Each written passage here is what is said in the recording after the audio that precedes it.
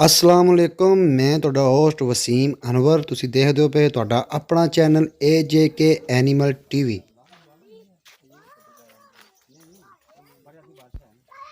ਅੱਜ ਅਸੀਂ ਆਪਣੇ ਦੋਸਤਾਂ ਵੀਰਾਂ ਭਰਾਵਾਂ ਵਾਸਤੇ ਇੱਕ ਨਵੀਂ ਵੀਡੀਓ ਲੈ ਕੇ ਆਏ ਹਾਂ। ਇਹ ਜਿਹੜਾ ਜਾਨਵਰ ਸਾਡੀ ਸਕਰੀਨ ਨਜ਼ਰ ਆ ਰਿਹਾ ਹੈ, ਇਹ ਜਾਨਵਰ ਫਾਰ ਸੇਲ ਹੈ। ਜਿਹੜੇ ਸਾਡੇ ਦੋਸਤ ਵੀਰ ਭਰਾ ਇਹ ਜਾਨਵਰ ਹਾਸਲ ਕਰਨਾ ਚਾਹੁੰਦੇ ਨੇ ਉਹ ਸਾਡੇ ਚੈਨਲ WhatsApp 0347 51 20 243 ਤੇ रबता कर सकते हैं जी। माशाल्लाह जी, बहुत ही प्यारा जानवर है। वलैतन जर्सी क्रॉस है तो इस टाइम इसका दुध है जोड़ा दुध की जी एवरेज है वो 10 किलो है दोवां टाइमां दी। ते तीसरा महीना इसकी बनिया तो इसकी जी डिमांड करते हैं वो 1,80,000 रुपया। तो जोड़े साडे दोस्त वीर भरा जोड़े दिलचस्पी रखते हो इस जानवर में उन्होंने वास्ते खसूसी प्यार मुहब्बत हो जाएगी।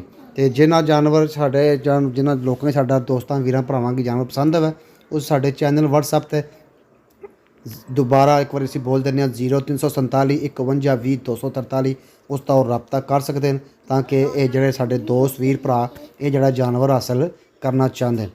तो अपना बहुत बहुत ख्याल रखो, अपन दुआवां सानू याद रखियो। किसी भी किस्म ने अपना जानवर सेल करना हो या शो कराना हो तो साडे चैनल WhatsApp 0347 51 20 243 ते रबता कर सकते हो। तो साडे जिहड़े चैनल ते नवे आने नाजरीन साडे चैनल की जरूर लाइक भी करो, सबसक्राइब भी करो ते नाल बैल आइकन की भी जरूर दबाओ ताकि साडे असीं अपने दोस्तों वीरां भरावां वास्ते मजीद वीडियोज़ लैके आ सकीए। अपना बहुत बहुत ख्याल रखियो, अपनी दुआवां सानू याद रखियो।